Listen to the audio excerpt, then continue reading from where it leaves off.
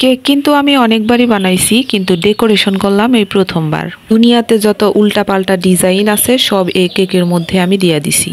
Cake বানান আর cake decoration করা খুবই একটা ঝামেলার কাজ। এর ঘরে একটা বাচ্চা আছে, তারা যাতে কখনোই এই কামরার মধ্যে না ঢুকে।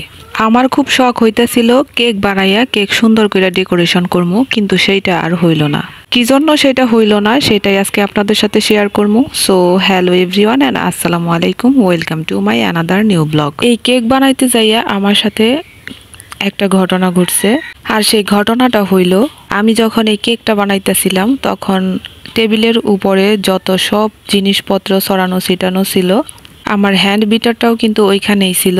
কেকটারে যখন আমি সাজাইতে যাবো তখন একটা মুরগি আইসা, মানে আমাদের একটা লজ্জা ছাড়া মুরগি আছে, মুরগিটা ডিম পাড়ার জন্য জনসম্মুখে আইসা আমার কেকটারে সর্বনাশ কইরা দিছে।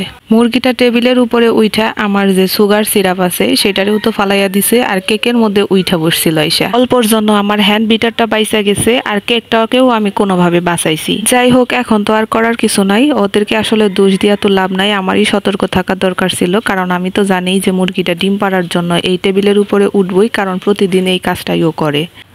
এই যে আমি কেক বানানোর মূল কাম কিন্তু অনেক আগে থেকেই শুরু করে দিছি। আগেও আমি কেক বানানোর ভিডিও দেখাইছি, 2 ডিম দিয়া কিভাবে কি মেজারমেন্ট দিয়া কেক বানাইতে হয় সেটা বরাবরের মতো দেখাইয়াই আসতেছি। সেটা আর দেখানোর কিছুই নাই, শুধুমাত্র কিভাবে আমি ডেকোরেশন করতেছিলাম সেটাই আপনাদের দেখাইতে চাইছিলাম। তো ডেকোরেশনটা একটু তো ভালো হয় নাই। আগে যখন আমি কেক বানাইতাম তখন কিন্তু হ্যান্ড উইক্সের সাহায্যেই ডিমটারে ফাটাইয়া নিছি, এখন কিন্তু আবার আমি হ্যান্ড বিটার কিনা লইছি।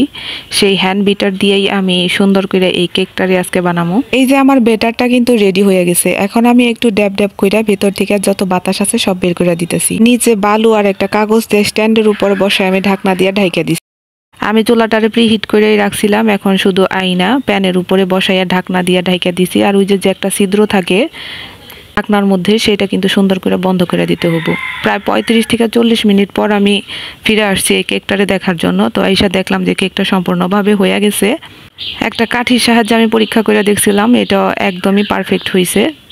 আমার কেক বানানো শেষ হয়ে গেছে, এখন আমি আসছি ডেকোরেশন করতে। আর এই ডেকোরেশনের জন্য যে মূল জিনিসটা বানানোর জন্য যে মূল উপকরণটা মানে ডেকোরেশন করার জন্য সেইটা হচ্ছে গিয়া ক্রিম। তো এই ক্রিম আমি একটা ভিভো ক্রিম নিয়ে নিছি। সব ক্রিমের মধ্যেই আমার এই ভিভো ক্রিমটাই সব থেকে ভালো লাগে। ভিভো ক্রিমের ফ্লেভারটা অনেক ভালো। আমি প্রায় এক তো ভিভো ক্রিম নিয়ে নিছি, যদিও আমার ক্রিমটা বেশি হয়ে গেছিল।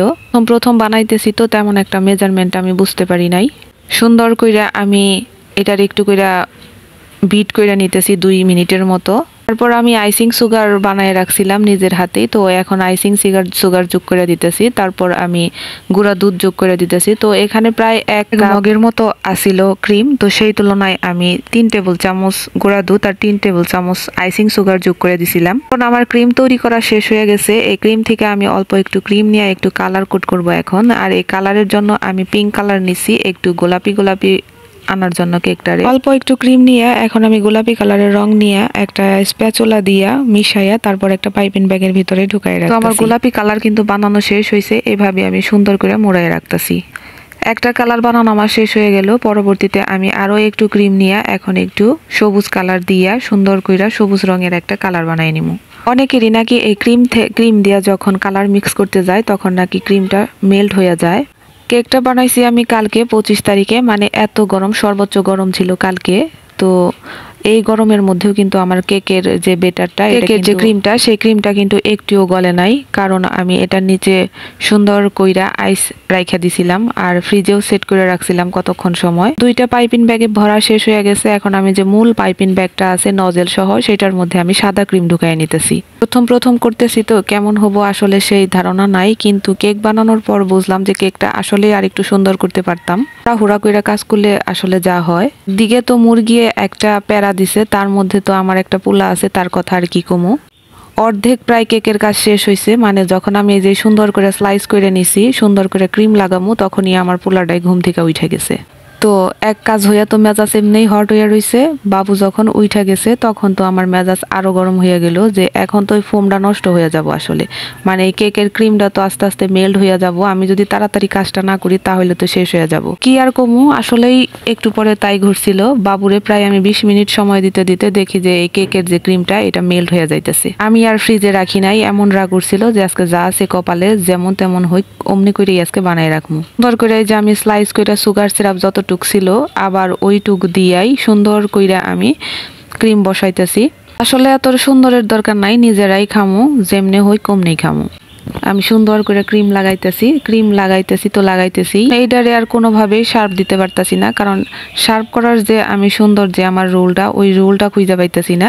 আমি পরবর্তীতে আমার লেখালেখির যে কাগজের দাগ কাটার যে রুলার আছে ওইটা দিয়ে কাজ চালাই নিছি। আপনারা আবার কোনো কিছু মনে কইরেন না, কষ্ট মষ্ট কইরা আমার এই ভিডিওটা দেখেন যে একটা কেক বানাইতে গেলে আসলে বাচ্চার মায়ে গো কতটা কি ঝামেলা যে পোহাইতে হয় সেইটা আর কবার নাই। আমি আপনাগো একটা কথাই কমু, যাগো বাচ্চা আছে তারা যাতে এই কেকের মধ্যে না আসে, মানে কেকের কাজের মধ্যে না আসে, খুবই একটা ঝামেলার কাজ। কেক বানানোর সময় আমার ক্রিমটা এতই বেশি হয়েছিল যে কি করবো আর ভাইবা পাইতেছিলাম না। আর পরবর্তীতে যে আমি ফ্রিজে রাইখা দিমু যে আইসক্রিম বানামু, আমি এটারে কালার কইরা শেষ করে ফেলাইছিলাম। চিন্তা করলাম যে এই কেকের ক্রিমগুলো আসলে ফালাইয়া না দিয়া কোনো একটা কিছু কইরা রাখি, তো কি করবো সেইটা ভাবতে ভাবতে ভাবলাম যে যে জায়গায় খালি জায়গা আছে ওই জায়গায় সবকিছু দিয়া রাখি, মানে আবল তাবল যত পাতা টাতা আছে আমার মনের মধ্যে যত ছবি আছে সব এখানে আইকা রাখছি। এই যে কথা কইতে কইতে আমার অবশেষে কেকটা কমপ্লিট হয়ে গেল।